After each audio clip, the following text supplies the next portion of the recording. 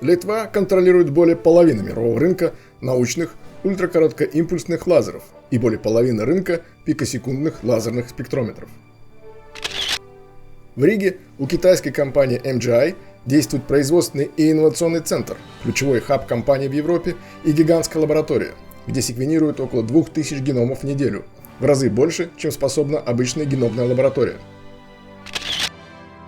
В Тарту эстонская компания Icosagen при поддержке Европейского инвестиционного банка построила за 45 миллионов евро одну из самых современных в мире площадок для выпуска инновационных биопрепаратов. Хотите знать больше? Смотрите дальше. Здравствуйте! Вы на канале Андрея Деменкова «Реальная Балтия». О том, как на самом деле живут и развиваются Эстония, Латвия и Литва. Без мифов российско-белорусской пропаганды. А один из главных вымыслов о нас – якобы развал промышленности после распада СССР. Поэтому с лета прошлого года на канале выходит большой сериал о реальной обрабатывающей промышленности стран Балтии. Начал я с общей картины, что представляла собой индустрия в конце советского периода, через какой кризис она прошла в 90-е и к чему пришла сегодня. Затем перешел к конкретным отраслям и предприятиям, от пищевой промышленности и стройматериалов до химии, металлообработки и машиностроения. Все выпуски собраны в одном плейлисте, ссылка в описании. Казалось бы, все основные отрасли промышленности уже охвачены. Что еще можно рассказать? Самое крутое – про формирующиеся в Эстонии, Латвии и Литве отрасли будущего. Весь трехсерийный обзор спонсоры проекта уже посмотрели целиком. Друзья, большое спасибо за поддержку. Желающие присоединиться к ним и получать допуск к выпускам раньше основной аудитории могут найти ссылку на спонсорство в описании. Итак, вторая серия.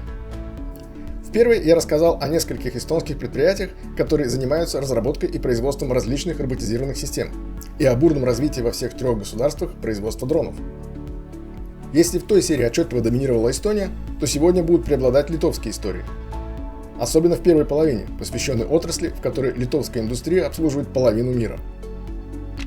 Но сначала, раз уж речь о технологиях будущего, представляю вам результат того, как один из таких инструментов использовал сам. Свой триллер «Питерские палачи» недавно перевел с помощью нейросетей на английский и выложил на Амазоне под названием The Russian Punishers. Если вам интересно посмотреть, как ИИ уже меняет даже книжную индустрию, ссылку найдете в описании. А теперь возвращаемся к теме.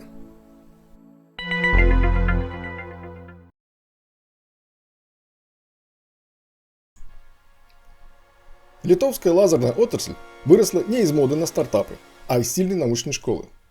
Ее база – Вильнюсский университет и Институт физики. После появления в мире первых лазеров литовцы очень быстро вошли в эту тему. Уже в 1962 году из Вильнюсского университета отправили первых студентов изучать квантовую электронику. В 1966 в Литве заработал первый лазер, а в 1983 году при университете был создан Центр лазерных исследований. Еще в позднесоветский период здесь занимались не только теорией, но и реальными лазерными установками, нелинейной оптикой и ультракороткими импульсами. Именно тогда и сложилась школа, из которой потом выросли почти все главные компании сектора. Ключевой момент в литовской истории в том, что эта школа не развалилась после распада СССР, а превратилась в бизнес. Литва сумела сохранить связку между университетом, исследовательскими центрами и производством. Поэтому литовские лазеры – это не просто удачная ниша, а редкий для постсоветского пространства случай, когда академическая база действительно породила экспортную промышленность. Сегодня Литва – один из самых заметных игроков в мировой фотонике, если смотреть не по общему масштабу, а по месту в узких и дорогих сегментах рынка.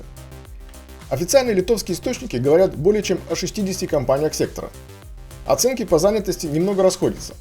Министерство экономики и инноваций Литвы в 2024 году говорило примерно о 1600 высококвалифицированных специалистах, а отраслевые презентации ИПИК уже о более чем 2000 сотрудников. Но в главном расхождения нет.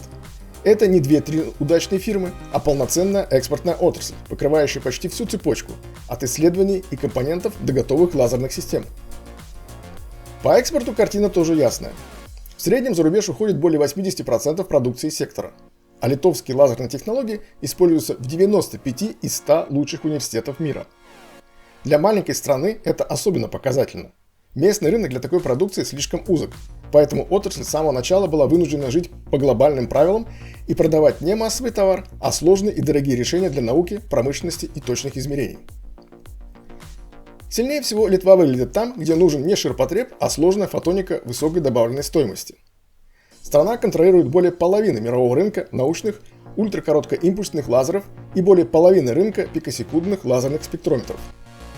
Литовцы особенно сильны в фемтосекундных и пикосекундных системах и связанных с ними оптических компонентах. Это и есть тот тип промышленности будущего, который позволяет маленькой стране зарабатывать не масштабом, а сложностью продукта. При этом литовские лазеры давно вышли за рамки истории про оборудование только для ученых.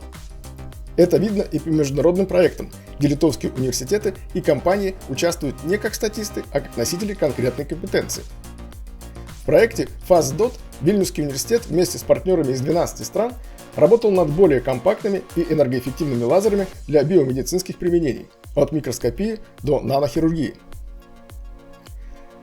В проекте TBI-CARE Каунасский технологический университет участвовал в разработке решений для диагностики и лечения черепно-мозговых травм. А в проекте CrossTrap литовская Light Conversion была среди участников, создававших лазерную систему дистанционного обнаружения опасных веществ и загрязнителей в воздухе по их спектральным признакам. Это не ядро отрасли, но хорошая иллюстрация того, насколько широко литовские компетенции уже встроены в европейскую научно-технологическую кооперацию. Лучше всего эту историю видно на примере Light Conversion. Компания появилась в 1994 году как спин-офф Вильнюсского университета и выросла в одного из мировых лидеров в области ультрабыстрых лазеров. По данным самой компании, у нее уже более 10 тысяч установленных по миру фемтосекундных систем. Она работает с крупнейшими научными и индустриальными центрами, а также имеет международное присутствие в США, Китае и Южной Корее. В 2025 году ее выручка достигла 140 миллионов евро, а штат составил без малого 800 сотрудников. Контроль у компании остается в литовских руках, но среди акционеров есть и израильский инвестор Seven Industries, а небольшая доля выделена под опционную программу сотрудников. Напоминаю, что по классификации ЕС предприятие с численностью работников свыше 250 считается крупным. Финансовые показатели, оборот свыше 50 миллионов евро или баланс, используются как дополнительный критерий. Основным является именно штат. И таких предприятий в Европе менее 1% от общего числа.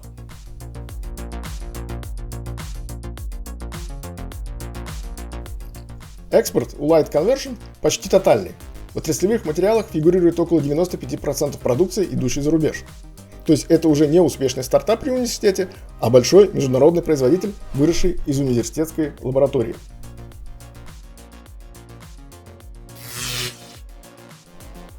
Второй опорный игрок – Explo, одна из старейших и самых известных литовских лазерных компаний. Она была основана в 1992 году и до сих пор остается одним из символов сектора. Explo делает лазеры и лазерную электронику для науки, OEM-сегмента и промышленности. У нее целая сеть дочерних структур и представителей на ключевых внешних рынках. На сегодня в компании занято около 160 человек. Оборот за 2025 год составил 19 миллионов евро. По структуре собственности картина проста. Контрольный пакет принадлежит литовской группе Exmo, в которую также входит Exmo Optics. Речь о ней будет далее. Экспорт для Explo не дополнение к бизнесу, а его основа. Отраслевые каталоги указывают, что за рубеж уходит около 90% продукции в более чем 60 стран. Иными словами, это один из тех столпов, на которых литовская лазерная репутация вообще стоит. Дополнительный штрих – участие компании в европейском проекте LAMP, где в период с 2009 по 2013 годы разрабатывались лазерные технологии для нового поколения светодиодных и дисплейных решений, в том числе с использованием квантовых точек. Если Light Conversion и Explo – это прежде всего готовые лазерные системы, то Exmo Optics и Altecna хорошо показывают другую силу Литвы – умение делать не только сами лазеры, но и точную оптику, покрытие, кристаллы и узлы, без которых большая фотоника просто не работает. У Exmo Optics в 2025 году было около 120 сотрудников и выручка почти 20 миллионов евро. Это тоже экспортная компания.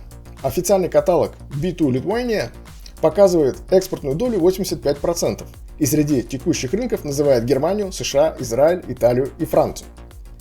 По собственности это литовская компания с распределенной структурой акционеров. Алтекна со средним штатом 85 сотрудников в 2025 году показала выручку в 16 миллионов евро. Сама компания ранее заявляла, что примерно 95% ее продукции экспортируется в ЕС, США и Азию. Здесь структура владения более концентрирована. С 2020 года 100% Алтекна принадлежит литовскому фонду Lead Capital. Обе упомянутые компании важны еще и потому, что показывают: литовская лазерная отрасль – это не только ученые собрали лазер, но и полноценная производственная экосистема компонентов и оптики. Но сила литовской фотоники не исчерпывается даже этой четверкой. Есть и более компактные, но очень показательные фирмы. Integrated Optics основана в 2012 году двумя литовскими учеными и работает в нише миниатюрных лазерных источников для спектроскопии, цитометрии, микроскопии и лидаров. Основная продукция – компактные лазерные установки серии Matchbox, собственной разработки. В 2025 году консолидированная выручка составила 2,5 миллиона евро. В марте 2026 насчитывалось 50 сотрудников. Около 50% оборота дает экспорт, прежде всего на рынке Германии, Великобритании и США.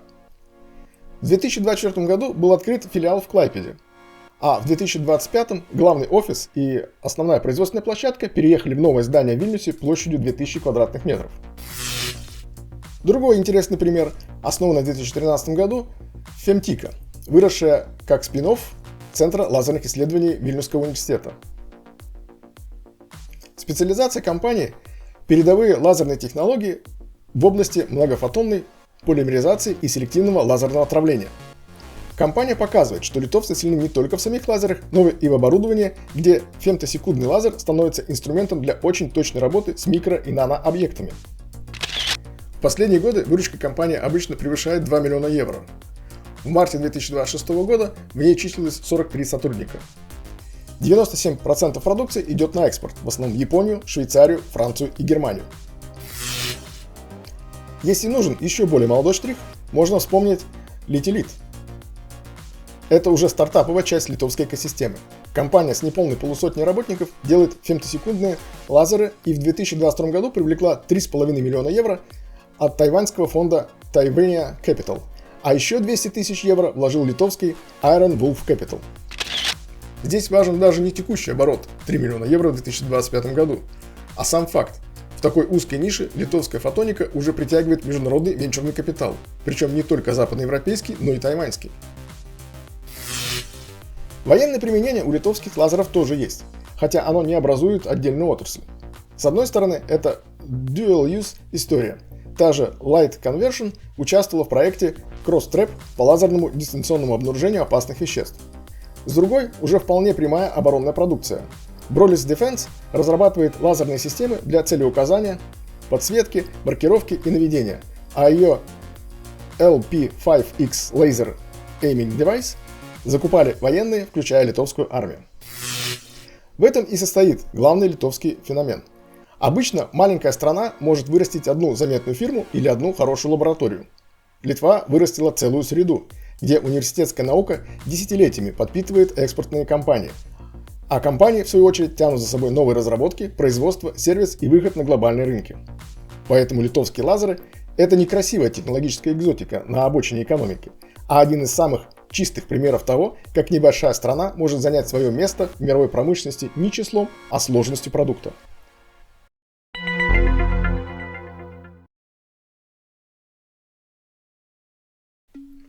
Есть еще одно направление, которое находится на стыке традиционной промышленности и новых технологий, но все же заслуживает отдельного разговора. Это биоэкономика. Глубокая переработка возобновляемого биологического сырья в материалы и химические продукты, способные заменить часть продукции, которая сегодня производится из нефти и другого ископаемого сырья.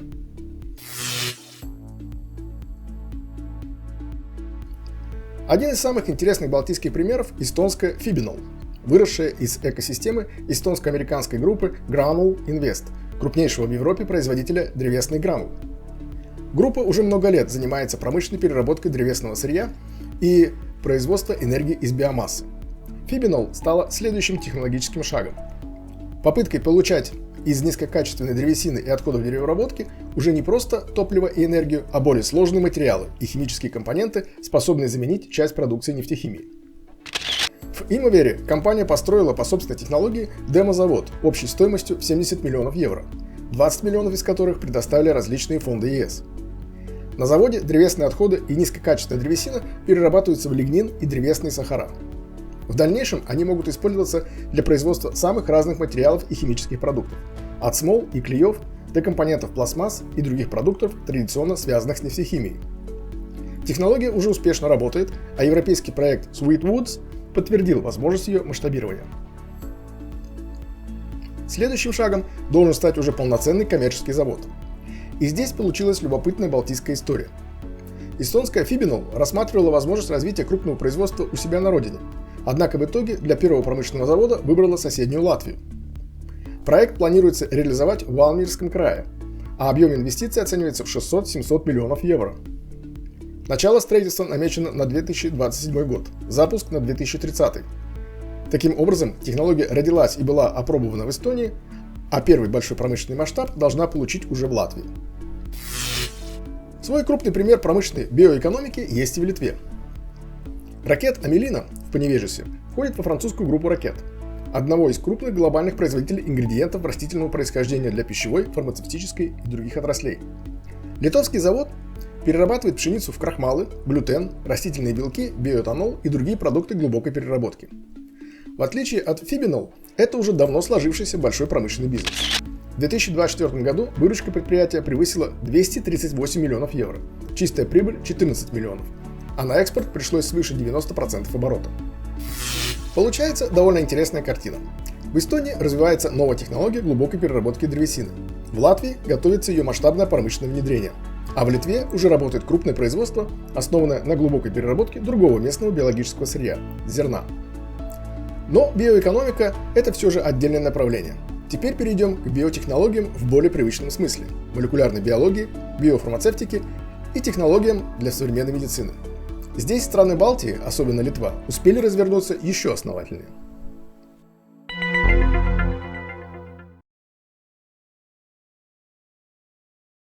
Биотехнологии в странах Балтии интересны именно тем, что здесь нет одной общей ровной истории на троих. Роботы в регионе прежде всего эстонская специализация, лазеры безоговорочно литовская, а вот биотех устроен сложнее. Здесь тоже есть явный лидер, но уже без полной монополии. Литва ушла дальше всех и превратила Life Sciences в отрасль почти национального масштаба, тогда как Латвия и Эстония выглядят заметно скромнее. Однако сохранили собственные сильные школы, свои ниши и своих заметных игроков. Поэтому балтийская история биотехнологий – это не просто рассказ про очередную отрасль будущего, а история о том, как три небольшие страны по-разному научились превращать лабораторную науку в производство, экспорт и большие деньги. Латвия давно сильна в традиционной фарме. Здесь сразу два крупных игрока международного уровня – Олфа и Гриндекс. Я о них уже рассказывал в выпуске о химической промышленности. Первая выросла из советского завода в Олейне и занимается традиционной медициной. Вторая, с центром в Риге, тоже с продолжительной советской историей, уже заходит в смежные направления биомедицины, биофармацевтики и биотехнологических разработок. Но главным локомотивом латвийского биотеха все же выглядит не она. Настоящий рост здесь идет в других сегментах. Самый наглядный пример – MGI Латвия. Это дочерняя структура китайской MGI Tech, основанная в Риге в 2017 году. Она насчитывает около полусотни сотрудников, но значение этого кейса определяется не числом людей, а мощностью площадки. В Латвии у MGI действует производственный и инновационный центр на 7000 квадратных метров, где сосредоточены исследования, производство, логистика и обучение. Сама компания называет этот проект крупнейшей иностранной инвестицией в биотехнологический сектор Латвии свыше 15 миллионов евро. Рижская лаборатория способна секвенировать в среднем около 2000 полных человеческих геномов в неделю, в разы больше, чем способна любая обычная геномная лаборатория.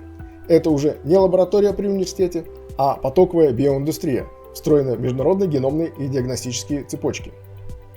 То, что раньше целые институты делали годами, в рижском хабе MGI превращается в рутинную работу одной недели. Это делает Латвию важным звеном в европейской персонализированной медицине. Второй важный латвийский кейс – Biosan. Компания основана в 1992 году выходцами из Института микробиологии Академии наук Латвии и работает в куда более узкой, но очень осязаемой нише. делает оборудование для подготовки проб, геномики, протеомики, клеточных исследований и молекулярной диагностики. Несколько лет назад половину акций компании, в которой в 2023 году было занято 147 сотрудников, выкупила британская компания Grant Instruments Cambridge Limited. Другая половина по-прежнему в руках латвийцев. Оборот в 2022 году составил 15,5 миллионов евро, большую часть из которых дал экспорт. То есть латвийский биотех силен не только в геномных сервисах международных групп, но и в собственном производстве оборудования для Life Sciences.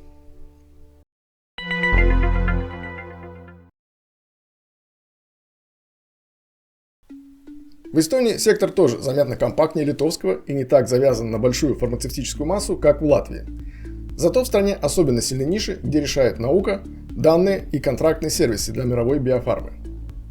Центр тяжести этой экосистемы лежит в Тарту, городе университета, геномики и биомедицины. Отдельную роль играет эстонский биобанк. В нем собраны данные примерно 200 тысяч участников, то есть около пятой части взрослого населения страны. Для небольшого государства это редкий по масштабу ресурс, который делает его особенно заметным в генетике и персонализированной медицине.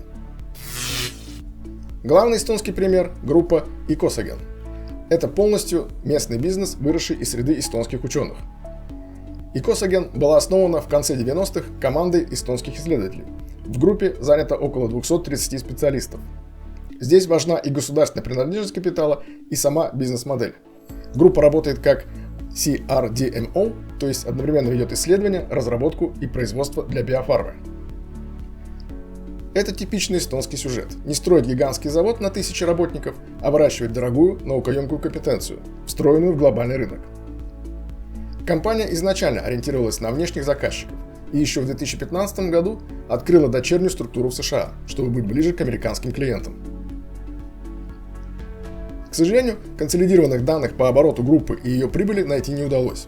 В открытых источниках лишь указано, что в 2025 году общий штат достиг 230 человек. По последним полным данным, коммерческое ядро группы Icosagen Cell Factory со 180 сотрудниками в 2024 году получило около 13 миллионов евро выручки и 850 тысяч чистой прибыли. Свыше 90% оборота приходится на зарубежные рынки, в основном Швецию, Францию, Финляндию и США. В 2023 году Европейский инвестиционный банк выделил Icosagen 18 миллионов евро на поддержку проекта общей стоимостью 45 миллионов. Деньги пошли на новые исследовательские платформы и производственную площадку площадью 1600 квадратных метров для выпуска инновационных биопрепаратов, соответствующую самым строгим стандартам GMP. Летом 2026 строительство было завершено. В ту же логику вписывается и TBD FarmTech из все того же Тарту. Это тоже частная эстонская компания, работающая по CDMO модели и специализирующаяся на активных фармацевтических субстанциях, промежуточных продуктах и тонкой химии. В компании занято 65 сотрудников. Выручка в 2025 году немного не дотянула до 6 миллионов евро. На фоне литовских сотен миллионов это немного, но для Эстонии важен другой масштаб – точечная высокотехнологичная компетенция, работающая на международный спрос и умеющая превращать университетскую науку в экспортируемый сервис. Ведь почти вся продукция идет на внешний рынок, в основном Нидерланды, Индию и Германию.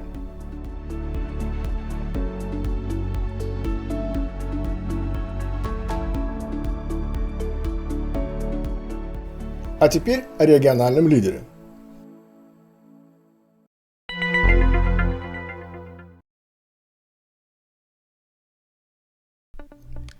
По официальным литовским материалам, сектор Life Sciences уже дает свыше 2,5% ВВП страны и продолжает расти темпами примерно по 22-25% в год. Современную историю местного биотеха обычно ведут от созданного в 1975 году в Вильнюсе Института прикладной энзимологии. Позже этот фундамент усилил Центр наук о жизни Вильнюсского университета. И в итоге в стране сложилась редкая для региона цепочка. Сильная академическая школа, затем производство, затем экспорт, а затем и вхождение в глобальные фармацевтические цепочки. Именно поэтому Литва сегодня выглядит не страной с несколькими удачными фирмами, а страной с уже сложившейся мощной индустрией. Лучше всего эту траекторию показывает Thermo Fisher Scientific Baltics. Формально это уже американский капитал. вильнюсская площадка входит в структуру Thermo Fisher Scientific Inc. Но, по сути, речь идет о литовской научно-производственной базе, которую глобальная корпорация не просто купила, а превратила в один из своих важных узлов. Официальное описание самой компании подчеркивает, что в Вильнюсе создаются и производятся продукты для биологических исследований и диагностики, используемые по всему миру для работы с генами, молекулярной биологией и диагностикой заболеваний. В 2025 году выручка Thermo Fisher Scientific Baltics превысила 490 миллионов евро, а штат на начало 2026 – 1380 человек. То есть перед нами уже не просто удачная лабораторная история, а один из крупнейших производителей Литвы и всей Балтии. И это чувствуется по самой логике бизнеса. Литовская площадка работает не на внутренний рынок, а на глобальный спрос. При этом чистая прибыль в 2025 году составила 206 миллионов евро. Посмотрите на эту рентабельность. Это не нефть и не газ, это молекулярная биология. Литва продает миру не объемы, а уникальные знания, упакованные в реальный продукт. Именно так выглядят сверхдоходы в 21 веке. По соседству с Thermo Fisher Scientific Baltics стоит Teva Baltics, бывшая Cycor Biotech. Здесь литовская история получает уже другое международное продолжение, не американское, а израильское. Площадка входит в группу Teva, одного из крупнейших фармацевтических игроков мира, и выпускает рекомбинантные биофармацевтические препараты. Но самое важное здесь даже не громкое имя владельца, а экспортная модель. Invest Lithuania прямо указывает, что более 98% продукции предприятия идет за рубеж. Более чем в 50 стран, прежде всего Евросоюз, США и Японию. В 2025 году выручка Teva Baltics составила 114 миллионов евро, чистая прибыль 10 миллионов, а штат на начало 2026 года 214 человек. Для балтийского масштаба это очень выразительная картина. Сравнительно компактное предприятие, встроенное в израильскую группу, почти целиком работает на внешний рынок и продает сложную биофарму далеко за пределы Литвы. Но литовская история не сводится к старым активам, купленным мировыми гигантами. Новый этап олицетворяет Norway Biotech, уже частная литовская группа, работающая как CDMO, то есть как разработчик и контрактный производитель для биофармы. Это важный сдвиг. Литва больше не только выращивает компании, которые затем встраиваются в чужие корпорации, она и сама пытается создавать инфраструктуру следующего поколения. В 2024 году выручка Norway Biotech составила 74 миллиона евро при штате всего 107 человек, что говорит о крайне высокой плотности добавленной стоимости. При этом у бизнеса чрезвычайно высокая маржинальность. Чистая прибыль в том же 2024 году превысила 45 миллионов евро. Компания работает не как местный подрядчик, а как международный игрок с клиентами из Европы, Северной Америки и Азии. Именно поэтому проект BioCity в Вильнюсе выглядит не красивой вывеской, а вполне логичным продолжением роста. Его подают как крупнейший биотехнологический кампус Европы с инвестициями около 7 миллиардов евро в течение десятилетия. А открытый в 2024 году Celltechno стал первым центром генной терапии в странах Балтии. Объем вложений в него составил 50 миллионов евро. То есть Литва уже делает ставку не только на биохимию и биофарму вчерашнего дня, но и на самую дорогую, самую амбициозную часть отрасли. Так что о Литве можно говорить как об обладателе полноценной, мощной биотехнологической индустрии, а не просто о наборе громких имен. Здесь сошлись протяженная научная традиция, сильный университетский контур, американский и израильский капитал, свои частные литовские группы и почти тотальный экспортный характер бизнеса. Для небольшой страны это по сути пример того, как отрасль будущего начинает работать уже не только на престиж, но и на макроэкономику. Вот и подошла к концу вторая часть выпуска о формирующихся в странах Балтии отраслях промышленности будущего. Надеюсь, вам было интересно и вы узнали что-то новое. Впереди последняя серия, посвященная бурно развивающейся во всех трех странах высокотехнологичной оборонной индустрии. Там вас ждет много интересных открытий. Особенно, если вы все еще верите в российско-белорусские пропагандистские клише о якобы разваленной в странах Балтии промышленности. До скорой встречи!